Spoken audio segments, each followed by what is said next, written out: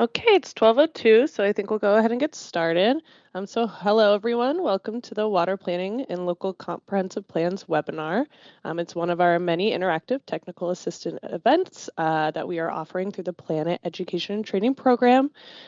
These are to planners, consultants, elected officials, and technical staff as local governments prepare to begin their comprehensive plan updates. My name is Maureen Hoffman. I'm a senior planner at the Met Council and will be the moderator today. So before we start, we'll go over some quick housekeeping that will be pasted also into the Q&A. Today's webinar is being recorded. Feel free to turn on live captions within Teams. We will be sharing a link to the webinar with you after the event is complete, and we welcome you to revisit the contents yourself and share it with your colleagues. This link will also have a link to FAQs that you'll be able to refer back to as well. You can send questions and comments into the Q&A during the presentation. We have dedicated time to answer them at the end of the presentation. There will also be an opportunity for you to raise your hands and unmute yourself and ask questions to the presenters directly. Today's event will be led by Steve Christopher, an environmental analyst focusing on surface water, Lanya Ross, an environmental analyst focusing on water supply, and Emily Schoen, a principal engineer with Environmental Services, Wastewater Planning, and Community Programs. I'll now turn it over to Steve. Welcome and thanks for coming. Today's session provides a practical overview of water-related expectations for comprehensive plan updates, along with tools to support the work. We'll start with a brief overview of the planning process and available resources. Then we'll talk through three key topics: surface water, water supply, and wastewater. For each, we'll focus on why it matters, what's required, where it goes, and who to coordinate with. And then finally, we'll wrap up with questions and resources. Before we begin, we'd like to hear from you. What are you hoping to get out of today's session? Please share in the Teams Q&A. Click on the Q&A icon at the top of your Teams meeting window in the discussion prompt there. If we don't cover something, we'll try to address it at the end or follow up in an FAQ.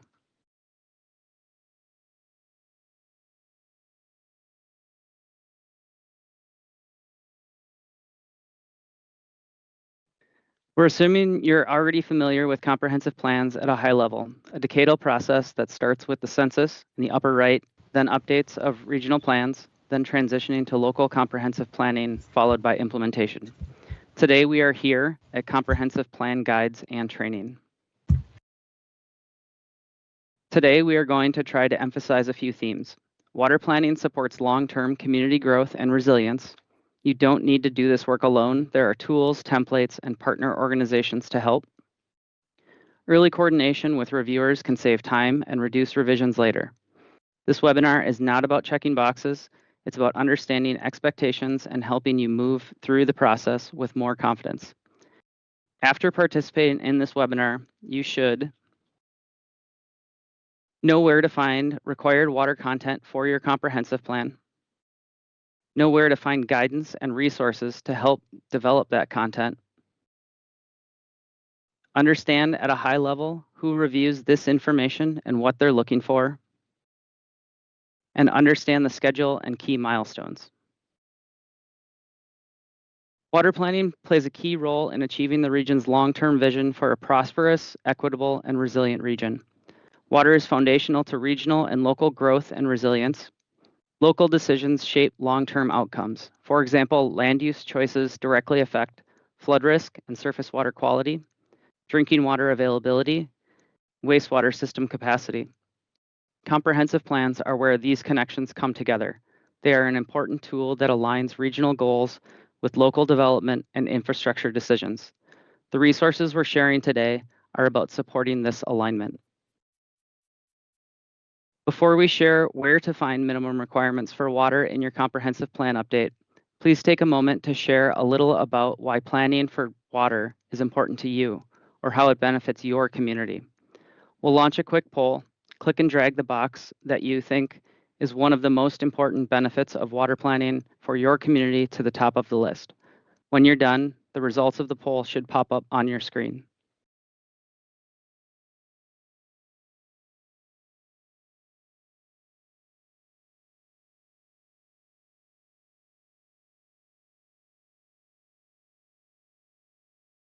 And Emily, if you would, could you share a highlight or two from the poll results?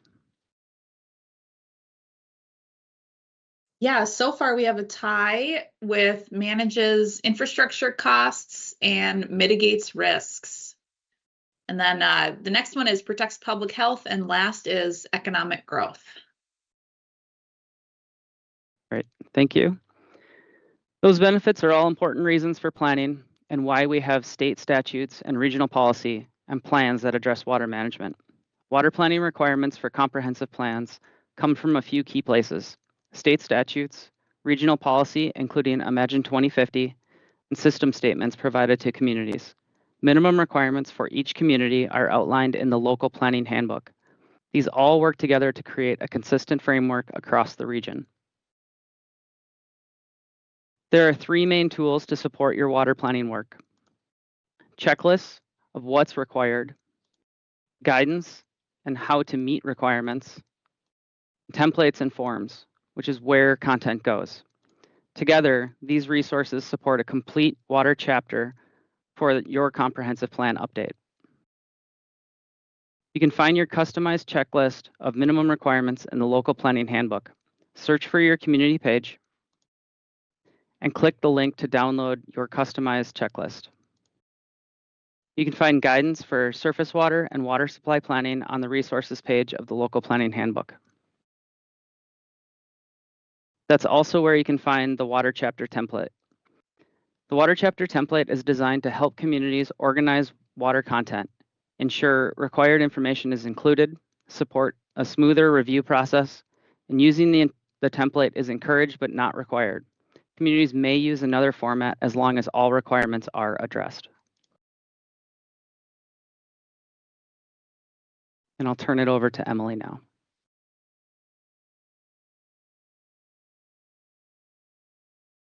Thanks, Steve. Water planning involves coordination with multiple partners. Watershed organizations review surface water content. The Department of Natural Resources has an approval role for water supply plans, and the Metropolitan Council Environmental Services coordinates with communities on wastewater topics, both with those on the regional wastewater system and those not. Reviews often happen in parallel, not one after another, and we'll talk more about these details later in the webinar. One of the most important takeaways from today's webinar is that early coordination with these partners can save time and reduce revisions later. It is also important to engage the community in plans for the future. The whole point of comprehensive planning is to support your community and what it values as effectively as possible. Consider creating integrated planning and engagement teams that include different perspectives. Some example groups and types of discussion questions are shown here. Engaging these perspectives early helps ensure the plan reflects both community priorities and technical requirements. And this slide includes some key milestones between the release of system statements in September of 2025 through the deadline to submit comprehensive plan updates to the Met Council by December 31st, 2028. And then it includes the path to review, approve, and implement. So before we continue, if you have any questions about the overall process, please share them in the team's Q&A. We'll be monitoring that and can address some of the questions at the end of the webinar if time allows. All questions will be addressed in a summary document that will be shared after the webinar. Next, we'll share more details about our three major water planning topics: surface water, water supply, and wastewater.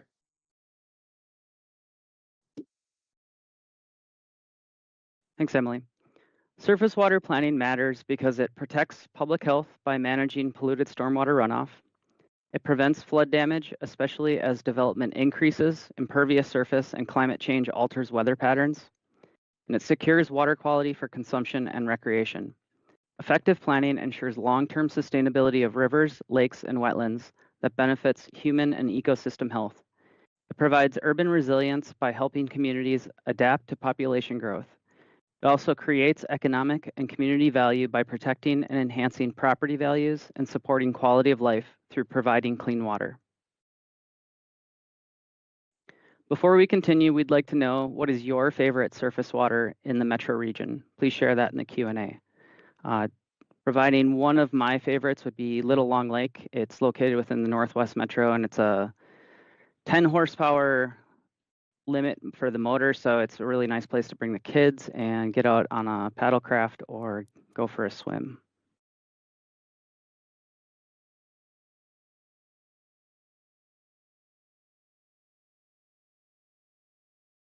Surface water requirements are based on Minnesota Statute 103B, Minnesota Rule 8410, and regional policy. All cities and townships in the 7-county metro area are required to have a local water management plan. You should also reference your watershed management plan or plans if multiple watersheds cover your community. Minnesota Statute 103B includes basic requirements for local governments for their local water management plans and surface water planning, while Minnesota Rule 8410 describes with greater specificity the required contents for local water management plans. In addition to statute and rule, the Met Council has provided additional direction for some requirements in the local planning handbook. For example, the local water management plan is required to include drainage area rates for the community, and the local planning handbook suggests including the 10-year and 100-year storm events, as well as either the 1-year or 2-year storm event for known localized flood areas. These storm intervals are suggested to help guide communities. However, a decision can be made based on local needs. In addition to Minnesota rule, you should also reference your watershed management plan or plans covering your community. The watershed management plan includes to what degree the information can be referenced. Going back to the example of the stormwater modeling, your community may be able to reference the watershed's information. For Carver and Scott counties, they are required to meet the local water management plan requirements for the parts of their counties that have land use planning and regulatory responsibility for land within the watershed. For all counties, we ask you to describe the county's role in surface water management. Within the local planning handbook, we provide considerations for inclusion, such as the watershed management organizations and One Watershed, One Plan efforts within the county, and the county's role in supporting or working with those organizations and plans. Additionally, the county's role in implementation to restore and protect surface waters, including impaired waters. Surface water information for comprehensive plans has typically been documented in the local water management plan for cities and townships. The local water management plan has been included as an appendix to the comprehensive plan. Continuing to use that format is still acceptable.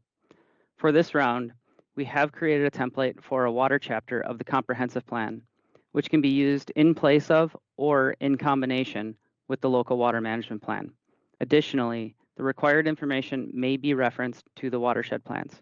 Each document serves a different purpose, and the water chapter focuses on how surface water planning supports the community's long-term growth and land use planning. Here's a visual representation of the process for the local water management plan update. For communities that are required to provide a local water management plan, the LGU will draft a plan and submit it to the watershed management organization or organizations if there are multiple. The WMO has 60 days for their review of the local water management plan. The LGU will also submit the plan to the Met Council and possibly the county if they have an approved and adopted county groundwater plan. The counties with a current groundwater plan include Carver, Dakota, and Washington counties. The Met Council and counties have a 45-day review period where they will submit comments to the WMO or WMOs. The watersheds will consider the comments from the Met Council and county and make a determination if the local water management plan meets all requirements. If it does not, they return the plan to the city or township for revisions. If the local water management plan meets the requirements, the WMO board will take action to approve the local water plan. Following review and approval by the WMO, the city or township will adopt the local water management plan and incorporate it into their comprehensive plan update as part of the water chapter or as an appendix. For this round of comprehensive plan updates, cities will be required to submit WMO board resolutions confirming watershed approval of the local water management plan. And early coordination is especially important here. You can start working on surface water content now. We advise you to review the minimum requirements and water chapter template. Engage your community about the surface water priorities. Create a land and water planning team to start conversations between surface water planners and other areas. Begin coordinating early with watershed management organizations, and plan for a preliminary review by the Met Council before submitting the final plan. And here are some resources that can help you. This is not a complete list of available resources, but it will get you started. And these will be provided through link on Local Planning Handbook following this webinar.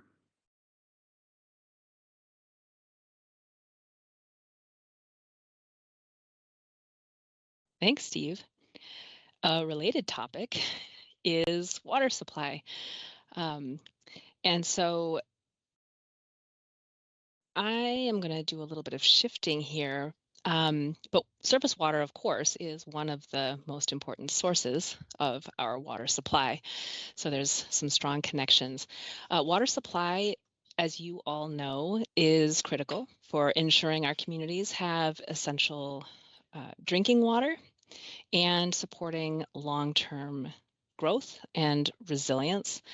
So comprehensive plans, including the water chapter, are really important for connecting water demand for not just drinking water, but also for washing and for our recreation and for food production, emergency response and firefighting, industry, and also flushing our toilets. This is a really important resource to plan for, and comprehensive plans help connect that to growth projections, to water supply and wastewater infrastructure needs, and source water protection. So this comprehensive plan update process provides the opportunity to demonstrate that your community's planned growth can be supported by a sustainable water supply. Like Steve, before we go any further, I would encourage you to think a little bit about your water supply, and I'm particularly curious if you want to share where in the metro area is your favorite drinking water, which is maybe a little specific, but I have to tell you, if you have the chance, I encourage you all, if you're at the Science Museum of Minnesota, to check out the drinking water fountain on the second floor by the bathrooms. I don't know what it is, but I think that is the best water in the metro area. So if you have a spot, share it in the chat. That's the kind of resources that good water supply planning helps to protect. There are specific minimum requirements for water supply content in the comprehensive plan. And you can find the list of detailed minimum requirements for each community, because they do differ from community to community, in the local planning handbook. Minimum requirements for water supply have been refined since the last planning cycle 10 years ago. The core topics related to water demand projections, some of the reliability, conservation, and source water protection, those general concepts are the same. However, this time around, the current requirements are asking for and are providing more specific direction about what to include and how to present it in the comprehensive plan and in the DNR approved local water supply plan. So we wanted to provide a little bit more detail so that we are that our expectations are clearer, and we're helping to create a more consistent, transparent, predictable review process. So you may see some differences from 10 years ago. In particular, we do have a new emphasis including describing risks from development for source water protection. We encouraged source water protection 10 years ago. Now we're asking for a little bit more specificity, but that land use risk water supply connection is pretty straightforward. We're also looking for descriptions about water use by privately owned wells and non-municipal public water supply systems. Acknowledging those sources of water supply in a community we heard was really important when we updated the regional plans. So you'll see that reflected in the minimum requirements. But we are also working with Department of Health in particular to provide some information to support those expectations. So there is information available to help.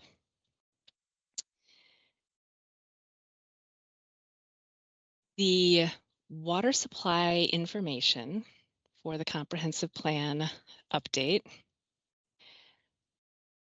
will go into two places. One, there is some information that fits best in a water chapter of the comprehensive plan, and that really is information about the description of the community's current and future water supply related goals, policies, and strategies. And again, that water supply chapter template is a helpful tool, not required, but strongly encouraged. There is also information about water supply that will, like it was 10 years ago, be included in the DNR approved water supply plan. And that includes more detailed water supply information, focusing on use, capacity, some conservation and efficiency details, and also some supporting information about emergency preparedness. The DNR, we have been working really closely with DNR on that. And so there is going to be an online form and a supporting tables Excel workbook template to help develop that content. And then that then can be included as an appendix to the comprehensive plan. So together, this water chapter and the water supply plan content provides really useful and crucial information about water supply. And these requirements are also shaped by some of the existing statutes shown here in the green boxes. I'm going to walk you through, I know there's kind of an interest in the process to develop different content, so I'm going to walk you through the process to develop and then review and adopt those two related water supply pieces, both the DNR approved local water supply plan and water supply related content in the comprehensive plan. Make sure this advances properly. So before the content is finalized, this upper gray box is where the draft water supply plan gets sent to the DNR for up to 6 months of review. A preliminary copy will go to the Metropolitan Council, and we will do a preliminary review of the local water supply plan information. And then DNR will then take action to approve that. The water chapter content, the rest of the comprehensive plan, does, like all of the comprehensive plan, go out for affected and adjacent jurisdiction review for 6 months. And so the Met Council is also available to do a preliminary review of that content. Hopefully it gets approved, but there is time in that 6 months to do some iteration working with DNR to make sure that content gets approved. And then it is the water supply plan approved by the DNR is then combined with the rest of the comprehensive plan. And then the community then submits that to the Metropolitan Council. And then we go through our review. At this point, it should be pretty straightforward. If we've gone through a preliminary review, we should have looked at all this content beforehand, but we will do a check to make sure everything is complete, everything is consistent with regional policies. We're hoping that this is much more straightforward because we've put more work on this sort of preliminary early stage of review. If for some reason there does need to be revision, the process, the content can be amended. It will depend on what changes are needed and what your local processes would be at that point. But everything will get resolved. The Met Council will authorize the plan, communities will adopt it, and then you move into implementation. And so this is overall the process for that water supply plan piece of the comprehensive plan update. So as you all know who have worked on these in the past, this can take a while. So we encourage you to start now. Again, the water supply minimum requirements are available on the local planning handbook, and familiarize yourself with that water chapter template. We hope that's a useful tool. Right, start engaging communities about water supply questions and priorities. You can start compiling existing water supply data now, so starting to pull together information about infrastructure, water demand information. You may need to be reaching out to your billing department to get some of that water use information for different users, so start to look for that information. We do encourage forming a integrated planning team land use planning team started to get conversations going between water supply planners and other planning areas like surface water planners, wastewater planners, land use, parks, other users. And we also do encourage you to start coordinating early with the Department of Natural Resources and also Metropolitan Council staff, particularly if you do anticipate significant changes to your water demand projections, water sources, or infrastructure. And again, we are available to do a preliminary review before you submit that final plan if you do have questions about whether the content is good enough, if you're missing anything, so we can work through that. There are several resources out there. I just am highlighting 3 here. There's a link to the local planning handbook. I would really highly recommend going to your community page to find those minimum requirements and some other city-specific information. And also the resources page of the local planning handbook has templates, guidance, fact sheets, all to help you with this process. The DNR has also just updated their website for local water supply planning. And so the primary contact in DNR's Minnesota Permitting and Reporting System, MPARS, will be receiving a link to the online form for the water supply plan update, and also will be receiving a packet of supporting information. I would go back to your community and check to make sure that the primary contact information for your water supply system and any water supply appropriation permits is up to date in that DNR database. You can reach out to DNR if you have questions about that. The supporting tables workbook is on the website. Anybody can download that now, so you can kind of get a sense of the kind of information that you should be putting together. The Department of Health has also created a website for Metropolitan Comprehensive Planning, and so that's also a great place to go and check for guidance and supporting information, particularly about source water protection and also information about non-municipal public water supply systems. So please do check those out. With that, I will turn it over to Emily. All right, thanks, Lanya. Now on to wastewater. There we go. All right, wastewater infrastructure plays a critical role in supporting community growth and development. Comprehensive plans help the Met Council ensure that our regional wastewater conveyance and treatment system has adequate capacity to serve the planned development and redevelopment that communities desire.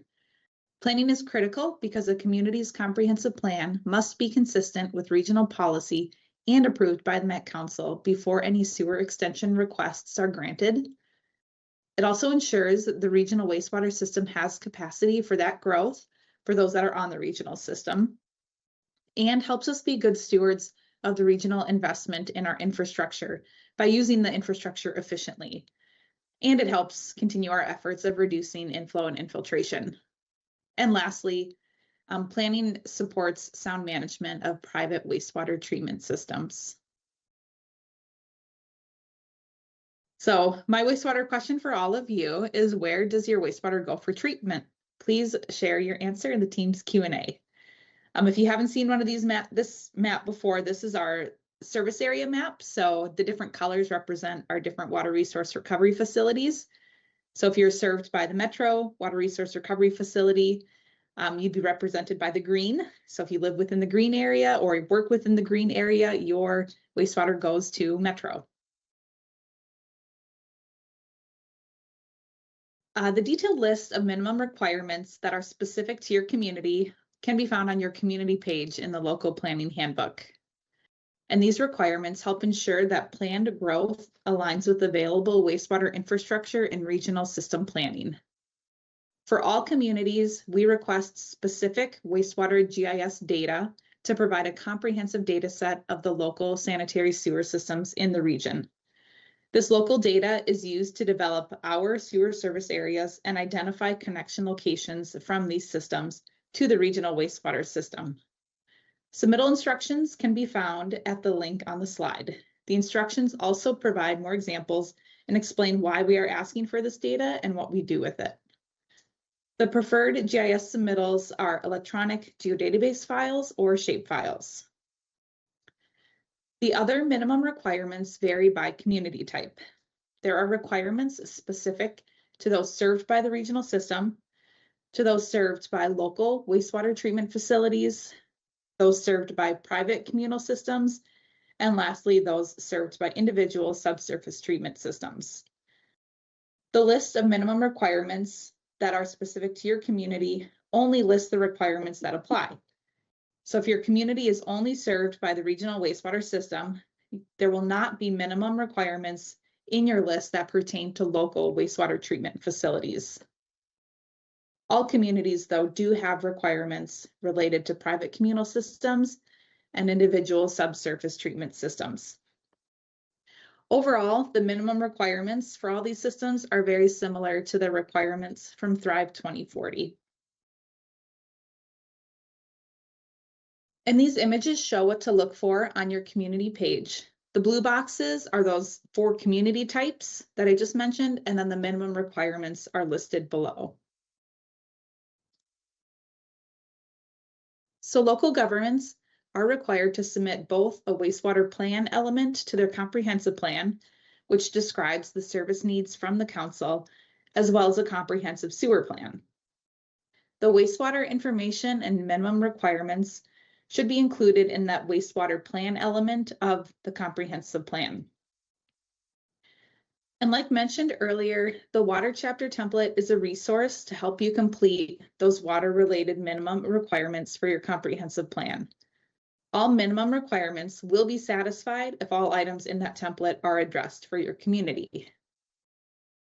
Going back to wastewater, communities must also submit a comprehensive sewer plan, which can be and often is included as an attachment or appendix to the comprehensive plan. A comprehensive sewer plan is often broader in scope than the information required for the wastewater section of the comp plan and provides more detailed engineering information.